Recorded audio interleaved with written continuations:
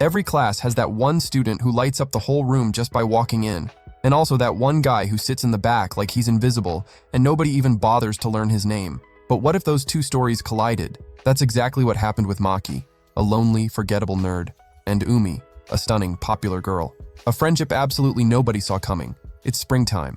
Inside the classroom, the teacher introduces herself to the class and immediately kicks things off with that dreaded first day ritual, the personal introduction. Every student gets a sheet of paper to write a little about themselves, and the teacher draws them randomly to decide who goes first.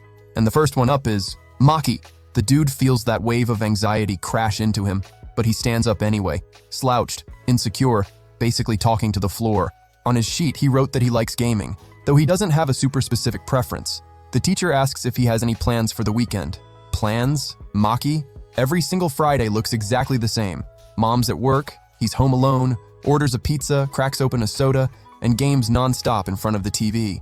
When he gets tired of that, he watches videos on his computer. And movies? The guy is all about shark movies, crocodile flicks, giant monster in the water type stuff. For some reason, that last part catches Umi's attention. Next up is you.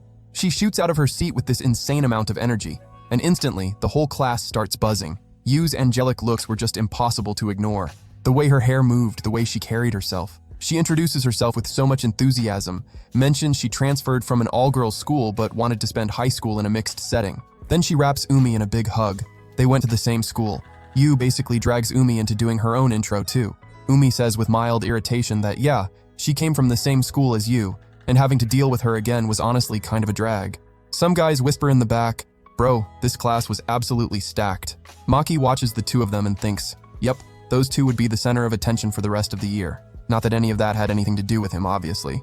And sure enough, Maki stayed on the outside looking in. He'd always been a loner, all the way up to high school. The daily routine of a popular person is a completely different world, right? But for a loser like Maki, it was school, home, and on free days, locked in his room. He was used to it. Not that he liked it, of course. For a while, all he really wanted was just to laugh and hang out with friends after school. That's it. Nothing crazy. Meanwhile, Yu was nuzzling her head against Umi and going on about all kinds of nonsense. Guys wouldn't stop talking. The two of them together were seriously hard to ignore. Yu's smile was just ridiculously contagious. But then one guy whispers, Umi's gorgeous and super chill too. It's just that standing next to Yu, she kind of fades into the background a little. Maki accidentally starts picking up on their conversation. Umi was planning to watch a movie, and Yu wanted to know which one. Umi turns her phone screen around. Yu looks at it and makes a face. Umi's taste was kind of out there, but Yu tries to backpedal. She wasn't judging, obviously, not at all. But Umi already knew Yu would never be into that kind of movie, so she'd watch it alone, like always. Maki was at a video rental store, browsing the shelves. He scanned one row, then another. Made up his mind, went for a classic, reached out his hand and, oops, his fingers touched someone else's. He apologized, still not really looking up. It was Umi. She'd been right next to him the whole time, and the nerd hadn't even noticed. The two of them talk for the first time. Maki remembers and asks if she didn't have something going on today. Umi steps a little closer. So he'd been eavesdropping on her conversation with Yu? She tells him that's not cool, but honestly, it was kind of hard not to hear. Those two were loud as sirens. Umi apologizes for her chaotic best friend, but about that thing she'd mentioned to Yu, it was sort of true. The real reason she hadn't gone out with Yu was Maki himself. Umi had something to sort out with him. She pulls a piece of paper from her pocket. It was that self-introduction sheet from class. The two of them had a crazy amount in common: skills, interests, hobbies. Umi had been looking for exactly this, someone like her. But during the class introduction, she hadn't wanted to let any of that slip. She kept it to herself. Then Umi asks which movie Maki would recommend. She was new to this whole genre. Since day one of school, she'd wanted him to show her the ropes. Maki hands her a DVD. Piranha Shark.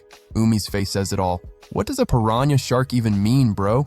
And just like that, the two of them start going back and forth trading the nerdiest movie takes. Just like that, without anyone around to notice. The friendship between Maki and Umi quietly began. The three popular girls glide down the hallway, Yu, Umi, and Nina, passing right by Maki. His phone buzzes. Umi glances back with a small, sneaky smile. On the screen, Umi hitting him up to hang out. That afternoon, Umi shows up at his place. Maki had already ordered the pizza. She pulls a soda and some chips out of her bag and asks what he got. The two of them start rattling off the pizza toppings at the exact same time, completely in sync, proof that their taste really was identical. Cheers to Friday. Pizza spread out on the table, controller in hand, game fired up. Battlefield Star, 1-on-1. Umi was absolutely convinced she was about to destroy Maki, hand him a loss he'd never forget. Last time she'd dropped every single match, but that did nothing to shake her confidence. The pizza slices kept disappearing. The game was pure suffering for Umi, and a total breeze for Maki. Game over. Umi nearly takes her frustration out on the floor, but Maki tells her to chill. Don't mess with the neighbors downstairs. She begs for a rematch, eyes watering. It was already late at night when Umi finally headed out. Maki grabbed the cups and she handled the floor. That's when Maki, totally by accident, glanced at Umi's figure. She noticed, asked why he was looking at her like that, fixed herself up, crossed her arms, called him a creep. Maki tried to explain. It was just that Umi ate so much and stayed so slim, unlike him. She turned to face him and said it was because she worked out. Then she stepped closer, pointing right at his little belly, pinched his weak spot, flashed a smirk, and launched herself at him, going absolutely feral with tickles. He'd bodied her in the game. Now it was time to collect. It was the third time they'd hung out, and it had been way too much fun. Neither of them could have imagined getting this close to someone. Maki says Umi is kind of weird for hanging out with a guy like him, even if they do share the same interests. She fires back. Maki was way weirder for inviting a girl over to his place right off the bat, but he only had games on the brain, so what could you do? Umi invites Maki to actually go out sometime, for real this time. Maki tells her to hold on and asks if she actually wants to leave the house. Obviously, students need to breathe once in a while, right? Go shopping, grab food, hit up an arcade. It wasn't fair to rely on Maki's place as their only hangout, so she was going to teach him how to actually enjoy life outside four walls, just the two of them, even if the friendship stayed a secret from everyone at school. It was a necessary call. If anyone found out, it would turn into annoying drama one way or another. Umi promised she'd figure out a way to make their meetup fly under the radar, even if they bumped into someone. They were young, they needed a little thrill in their lives, and if someone did find out, they could just own it. That honestly wouldn't even be the worst thing. Umi jokes that she'd just tell everyone at school they were dating. Simple. Maki, completely deadpan. But, we're not dating? At home, Maki asks his mom Masaki for more allowance since he's going out with a friend. Ms. Masaki literally cannot process this. Had her hearing gotten worse? Was someone shaking down her son for money? Was this an imaginary friend? Of course not. Maki had actually made a real friend.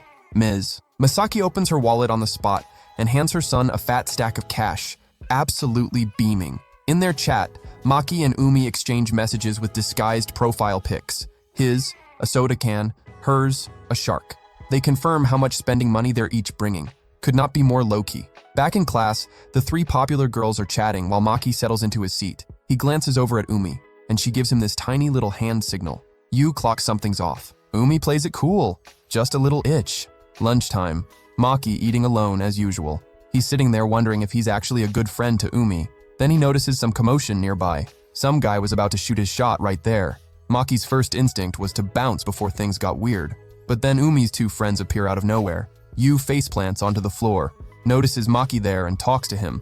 Nina, on the other hand, had no idea who the guy from their own class even was. Whatever. The two of them shove Maki forward to watch the guy confess to Umi, and the second prettiest girl in class just got asked out and shot it down cold. The guy pushes, asks if Umi had a boyfriend, if she liked someone, if they could at least be friends. All rejected, just like that, ice cold. Nina, Yu, and Maki stand there dissecting that legendary rejection. Umi was always like this. Nobody was surprised. But the guy had also tried a little too hard. Cute enough, but way too desperate. Yu explains to Maki that this same guy had tried his luck with her a while back too. Maki did not think that was a good look. He figured Yu was pulling moves like that behind the scenes too. Yu confirms, but only because Umi was her best friend, okay? Umi finally puts the situation to bed once and for all. Yu apologizes for dragging Maki into the whole mess. Nina tells her to hurry up.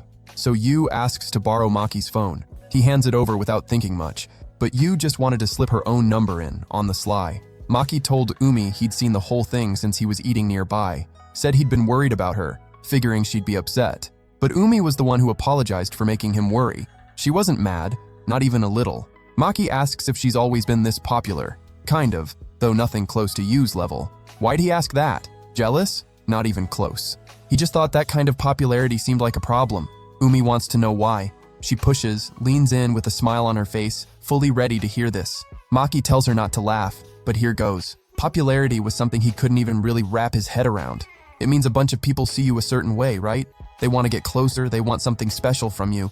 And on top of that, you have to manage everyone in just the right way. That's exhausting. Being alone is rough too, but it beats stressing over stuff that doesn't actually matter. Umi gets where he's coming from, even if she thinks he's being a little dramatic. Says she likes that side of Maki, but just as friends, okay?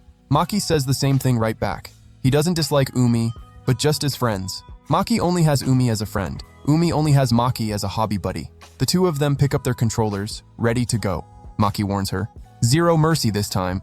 Same as always, the week dragged by in the usual grind, and then Friday rolled around, the day they'd planned. Umi makes up an excuse to her friends and dips out early. Yu notices she seemed way too happy on her way out. Nina immediately calls it, must be a boyfriend. Yu says that's ridiculous, Umi wouldn't do that. Or would she? Umi lightly boops Yu on the head, telling her not to feed into Nina's nonsense. More people start crowding around the girls. Maki gets up and walks out. He was already at the meetup spot, stressing about whether he'd shown up too early, whether he looked okay, whether his outfit was right. Then Umi appears, taps him on the shoulder. Maki practically jumps out of his skin. Umi immediately roasts his outfit, pretty much what she expected, but she admits Maki was giving off kind of a brooding vibe with that look. Acceptable, but next time, bring some color. Maki points out that Umi had also shown up way before the agreed time. She brushes it off. She knew he'd be early, so she didn't want to leave him standing there alone. Umi likes the spot he picked. It was something fresh. When she hangs out with her usual crew, they never go to places like this. Maki responds, and Umi tells him to stop being so formal. They're friends, come on. Maki switches to her last name. Still not satisfied, Umi complains he didn't use her first name. Maki says he'll use her first name if she uses his. But then Umi says they're not close enough for that. Maki calls her an idiot. Umi gets annoyed and threatens to drag him over to the spicy food section right then and there. Okay, snack break. Umi recommends a movie to Maki. A really good one called Angel Shark. It's about a genetically engineered shark with angel wings that goes on a killing spree. And the kicker, the wings look absolutely ridiculous. The two of them dive deep into the conversation, hyped out of their minds. That movie becomes next week's plan. Maki asks if all these hangouts are going to be a problem for Umi, but no. She thinks he's really considerate for even asking. Suddenly, some girls nearby recognize Umi and start whispering, isn't that the girl who coldly rejected that upperclassman? She's pretty and everything, but she really thinks she's all that. Umi gets visibly uncomfortable. Then she asks Maki if he was willing to be a little embarrassed for her sake. Didn't even wait for an answer. Umi started talking super loudly, feeding Maki bites of food, calling him babe and all that, pretending he was her boyfriend. The girls were shook, Maki too. He almost blows the whole act, but Umi kicks him in the shin under the table. Then she ends up making Maki feed her too. And the poor guy's hands are literally shaking as he hands her the bite. The girls talk even louder. How do you reject an upperclassman and then end up with some boring-looking guy? Umi stands up, fuming. How dare these clowns say something like that? They didn't even know Maki. Maki calms her down, says it's fine, but even the food kind of lost its taste after that. Umi has an idea. What about the arcade? The two of them have an absolute blast. They sit down on a bench, taking a breather. Umi says she's gonna run to the bathroom. Maki sits there lost in his thoughts. He never thought he'd actually go out like this with someone. Sometimes it's worth taking that leap and dealing with a little awkwardness. Out of nowhere, Yu, Nina, and two other guys appear. Maki nearly has a heart attack. Nina asks who the heck this guy even is. Yu reminds her about that time they were spying on Umi, and clarifies that Maki is in their class. Yu asks if he's there with someone after noticing a second backpack sitting next to him. Maki calls Umi in the bathroom. She picks up and immediately hears Yu's voice from across the room. Maki tries to step away from the group, but Yu keeps pressing him to hang out with them. Nina tries to slow Yu down a little, but Yu keeps going, convinced it'd be more fun this way. Then she turns to Nina and asks if she by any chance might actually be feeling some type of way about Maki. Nina denies it, all flustered and stuttering. Yeah, sure. And that's when Maki understood exactly why Umi went out with just him on weekends. Maki turns Yu down. Going out in a group can be fun, but there are people who just can't vibe with that setting. You end up forcing yourself not to ruin the mood, constantly worried, running on empty. That wears you out, man. On the train heading home, Umi thanks Maki for saving her. It had all started about a year ago, when Umi got more serious about her hobbies. Growing up, she'd always been the one in charge, organizing the friend group, handling drama, stepping up when nobody else would. At first, people are grateful, but eventually it just becomes expected. The pressure piles up, and when the mental exhaustion finally hit hard enough, that's when she found her current hobby. She'd wanted someone to talk to about all of it. She could have told Maki earlier, but she'd been careful about how she approached getting close to him. Umi tells Maki to take the open seat. She worked out, she was strong, she could handle standing. She also apologizes for putting him through all that. She'd deal with Yu later. Yu had already texted asking what she should do, because she felt bad about how she'd acted toward Maki and wanted to make it right. Umi starts gently running her hand through Maki's hair, completely irresistible. Tells him he can go ahead and sleep if he wants. The next day, Yu is standing in front of Maki apologizing for what happened. Students around them start staring, baffled by the whole scene. Maki kept trying to reassure Yu that everything was fine, meanwhile freaking out internally about all the eyes on them. Yu thanks him for forgiving her and invites Maki to hang out later, saying it loudly, and even brings up the phone numbers they'd exchanged the other day. That was supposed to be a secret. The surrounding students stare at the potential couple with completely confused expressions. Umi, Yu, and Maki walk together to have a little talk. Yu opens up a bit about Umi. She had absolutely no idea the two of them had been hanging out. The two girls noticed they're being tailed by Nina. That girl had the most suspicious energy ever.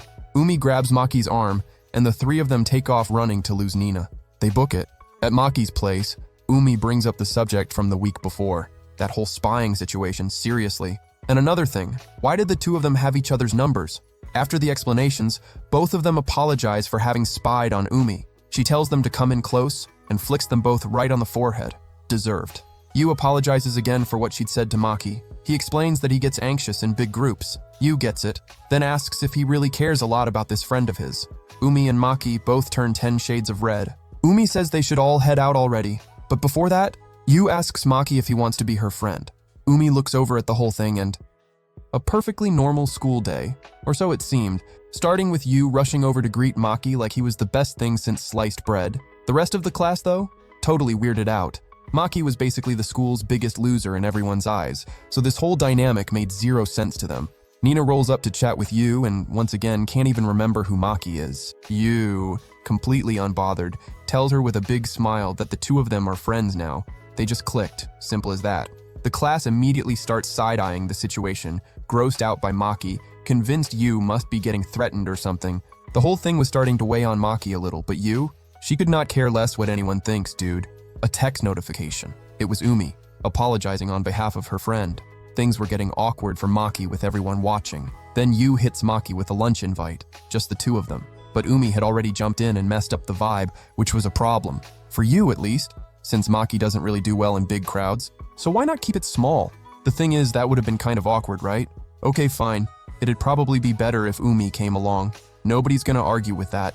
At lunch, Maki leads them both to a quiet corner table on campus, because whenever Yu and Umi are near him, people can't stop staring. He does a quick wipe down of the table, lost in thought. Never in a million years did he think he'd be having lunch with the two most gorgeous girls in school. Yu immediately zeroes in on Maki's lunch. It honestly looked amazing. They do a little food swap. Wait, Maki cooked all of this himself? Bro, this nerd is more domestic than the girls themselves. Yu takes a bite. Oh wow, that hits different. Even Umi gets curious. She sneaks a little taste and it's so good it honestly feels unfair. Maki's got a whole dessert game going on, and that gets Yu's full attention. The best thing he's ever made was a souffle pancake, which immediately crushes Yu's dreams. She'd been low-key thinking she could take him in a bake-off, but nope. The competition was over before it even started. Following a recipe step by step while watching a YouTube tutorial sounds easy, but not for Yu, which is a bummer, because she's been craving pancakes so bad. So Maki offers to make some for her. Win. Every single happy button in her brain just got pressed at once. Yu asks if she and Umi can come over that same day. Obviously, yes. Yu bolts out of there like a golden retriever who just heard the word walk. Undeniable. Umi hangs back with Maki and takes the chance to ask him something real. Whether all the jealousy from their classmates over this friendship was getting to him. Maki, just like Yu, is totally over it. He was already flying solo before any of this happened. Umi adds one more thing. If anyone ever comes at him, don't hesitate to let her know. It was something she couldn't fully predict, after all. Yu's basically considered the hottest girl in school. Maki's not really here for that kind of talk. All this stuff about Yu being number 1 and Umi being number 2. To him, it's just bored students with too much time on their hands. As Umi walks away, she throws something out there almost casually, that even as a girl herself, she sees something really special in Yu. So sooner or later, Maki was going to fall for her too. But what exactly did Umi mean by that? A little while later, in the girls' locker room, Nina pushes Yu on it. How does she even like Maki that much? Yu says Maki's genuinely a good person. He has his own opinions, sees things differently. She even tells Umi they're kind of alike. A hint of a blush creeps onto Umi's face, and that was a good sign. It was already getting dark when the girls showed up at Maki's place. He served the pancakes he'd promised, and both of them were blown away. Maki was seriously talented in the kitchen. Even when Yu follows the recipe to the letter, her pancakes always come out wrong.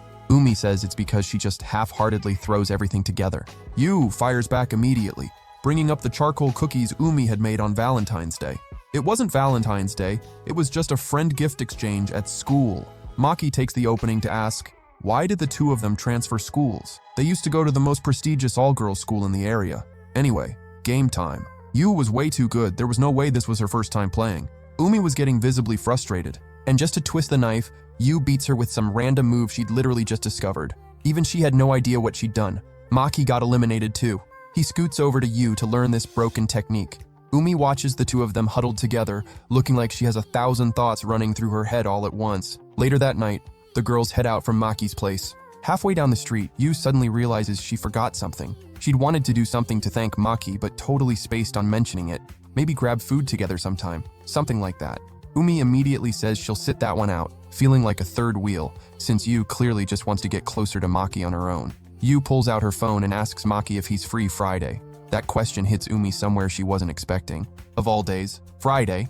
The call ends, and Yu announces that Maki's already got plans Friday. That lands right in Umi's chest. She feels this pull to go back to him. She tells Yu she forgot her phone and slips away. Umi rings the doorbell, and the second Maki opens the door, she grabs his nose and squeezes it hard, happy that he'd stayed loyal to their special day together. She doesn't say anything else, just waves and sprints away. Friday finally comes. Maki and Umi are playing games. But what Umi actually wanted was to read manga in Maki's room. He'd just gotten a new one, never read it, so the two of them settled in to read together. In his room, sitting on the bed, totally absorbed in the story. What a wild ending. They go through one volume after another.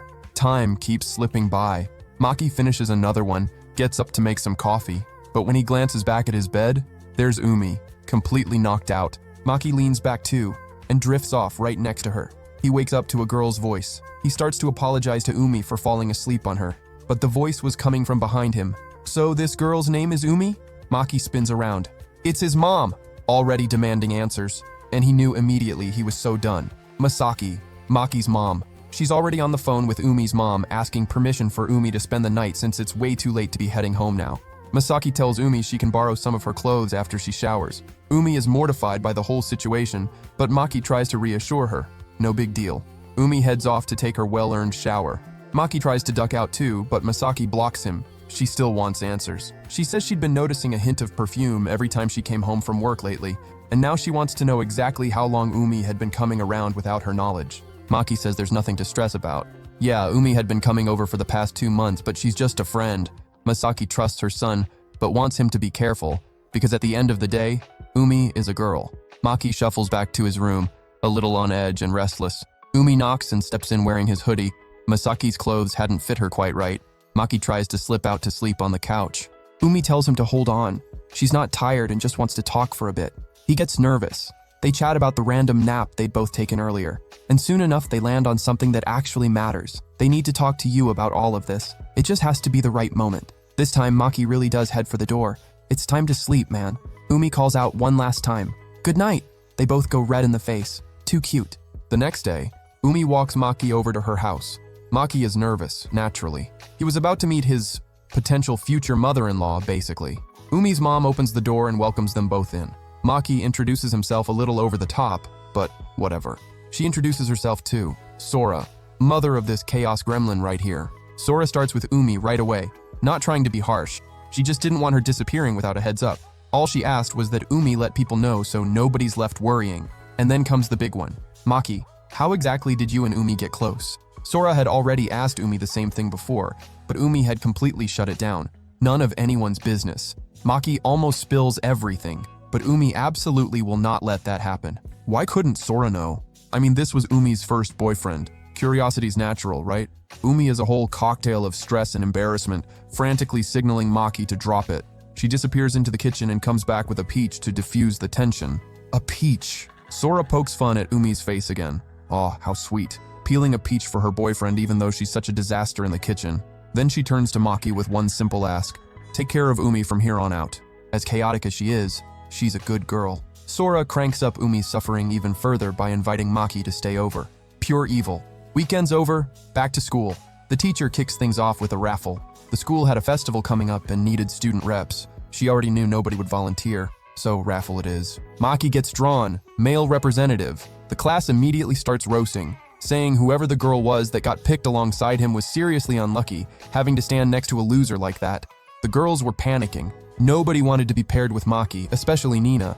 All of it was slowly getting under Umi's skin. The girls went up one by one to grab their slips, visibly relieved not to have been picked. Maki had seen this coming. It still stung. And then, heavy footsteps, a rush of air, and a presence that completely locked Maki's attention. It was you, walking straight to the front of the room. She had a lot to say to these clowns. While the whole class was openly trash-talking Maki, Yu stepped up and planted herself right in front of everyone because she wanted to protect him. She starts asking why there's so much hate. What was even the reason for all that beef with Maki? She'd been watching him suffer for no reason this whole time. The class went quiet, heads down. They knew they were wrong. Then Yu asks the teacher if she can be Maki's partner for the festival presentation. But hold on, the representative had to be whoever got picked in the lottery. Maki says he doesn't mind if Yu ends up as his partner, so why not? That's when Umi raises her hand and says she's the one who got picked, but Yu was the one who wanted to be by Maki's side. Umi pushes back. It's the rules. The rep has to be whoever was drawn, and she tells Yu to chill out a little. She gets that Yu got emotional seeing Maki get treated like that, but she went too far, like she killed the whole vibe in the room. Seeing the damage she'd caused, Yu apologized to the class and to Maki. Anyway, according to the lottery, the committee representatives would be Maki and Umi. A little while later, the students head to the committee meeting. Maki compliments Umi. She's seriously amazing. She soaks it up, fishing for more praise, but says the truly amazing one is Yu, having that kind of guts to tank the whole class's mood, all for Maki's sake. Umi admits she could never do what Yu did. Maki notices Umi looking a little down. He feels guilty about what went down in class, and now he wants to give it his all. The student council president walks in, and the meeting kicks off. On the way out, Yu runs up to Umi and grabs her arm to thank her, because if Umi hadn't stopped her, she would have said way worse things to the class. Umi pinches Yu's cheek and turns the thanks right back around. But why? She doesn't answer, just says how annoying it is to have to fight over stuff like this. To Yu, Umi has always been like a prince ever since they were little. The two of them walk home together. The next day, Umi and Maki pitch the festival proposal. Their class would be in charge of the exhibit. Ugh, seriously?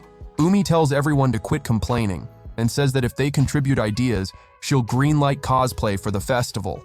Yu and Nina, looking absolutely iconic in cosplay. Yu complains, why just her and Nina? Isn't Umi doing it too? Nope. Umi would have to stay behind the scenes as the producer. Maki agrees, right? He doesn't even want to answer. He's nervous. Umi turns back to the class needing ideas for the exhibit. Nobody had a single clue. Well, actually, Maki did. Excuse me. He raises his hand, a little shaky. A mosaic made out of cans. The whole class clears out, leaving Umi and Maki alone in the room. She hypes up Maki's brilliant idea, except he's already drained, burned out after just the first meeting. But he says it's really great having Umi by his side. If it were Yu, he never could have pulled it off. Umi lights up, says she got super lucky in the lottery. Lucky? No way. She wasn't actually picked. She faked it. Maki is blown away. Umi pulled through again. She asks if he'd be mad, but nope. He's just glad she did it. Meanwhile, Yu is the Minister of Colors. She's sorting every single can into exactly the right spot. Back to Umi and Maki. The two are working on the layout for the exhibit. Umi isn't feeling her own drawing, thinking she didn't manage to make it stand out. Maki says it looks great. Now they just need to color it. Then the Minister of Colors herself, Yu, comes in looking panicked. A bunch of the cans are gross on the inside, with stuff like cigarette butts in them. Maki and Umi tell her it just needs a quick rinse. Then Yu spots a manga on the table and asks if she can draw one of the characters from it. Umi feels a little sting inside. She already knew Yu's drawing was going to blow hers out of the water. And she was right. Yu's drawing was insane. It looked like something straight out of a professional illustrator's portfolio. An uncomfortable feeling crept up in Umi. But when Maki noticed, she smiled and told Yu to take over the drawings. Nina could be the new Minister of Colors. When no one was looking, Umi crumpled up her own drawing, crushed. Everything was falling into place. Nina handled the cans, and Yu handled the art. The whole thing turned out stunning. Umi hands the drawing to some girls in the class. They're completely in awe. Yu really is good at everything, except studying. The girls switch topics and thank Umi. One of them says they got carried away and treated Maki really badly. It wasn't Yu's fault for getting upset, but if Umi hadn't stepped in, it would have been so much worse. Umi breaks into a smile, says Maki works so hard and he needs everyone's support. She says her goodbyes and heads out. When she checks her phone, she sees a string of texts from Maki asking her to come over. Even though it's Friday, she needed to get some rest. Back at home, Maki's at his laptop working on the project, figuring out where each kin would go. He keeps thinking about Umi. It sucked not having her there. Maki couldn't take it anymore and just called her. She was at karaoke, but stepped outside to take his call. During the call, he says how annoying it is to only talk through texts, and asks if, in case it wasn't too much trouble, she could maybe swing by his place. Umi hears all of that, and with her full chest tells Maki to just admit he missed her. It was so obvious, dude. There was no point in denying it. Maki doesn't want to admit it. To cut through the tension, he says he'll just handle everything on his own. But before he hangs up, Umi says she will come over, because she was feeling a little lonely too. Yu follows Umi out of the room, worried. Umi makes up an excuse. She had to head home early because something came up. And so, Umi finally arrives at Maki's place, where she always felt right at home. She looks at the project, genuinely impressed.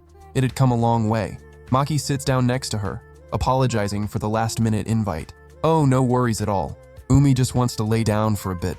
Can Maki let her take a little nap too? But she says he looked like a total creep when he said it like that. Hey, she'd already slept over before. The good news is Maki's mom gave Umi full permission to kick him if he tried anything funny. Maki grabs his laptop, brushing off the comment. Umi relaxes, resting her head on his shoulder. She wanted to say something. The doorbell cuts through the moment, startling them both. It was Yu. Maki opens the door, but she doesn't even acknowledge him. She just pokes her head in and calls out for Umi. Umi appears, caught off guard. Yu steps inside Maki's place for a talk, saying she wouldn't stay long. She didn't want to get in the way of the couple's moment. But how did Yu even figure out they were a thing? When Umi started being less present, always making excuses about going home. That's what tipped Yu off. But why hadn't Umi told her any of this? Maki steps up and takes the blame. He was the one who asked Umi to keep it a secret. Yu asks Umi directly if that's true, but she says nothing. So Yu was the only one who thought they were best friends? Umi says that's not it. Then what is it? It was a secret. Umi had always lived in Yu's shadow. Yu was always everyone's favorite. Even their other friends would make up excuses not to hang out with Umi. And when she realized she was being left out, that part Umi can't bring herself to say. She puts on her shoes, says goodbye to Maki, and leaves.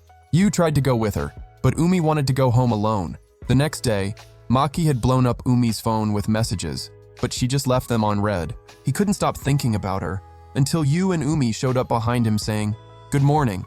Umi talks to Maki like nothing ever happened. His phone buzzes. It was Yu, apologizing for everything that went down.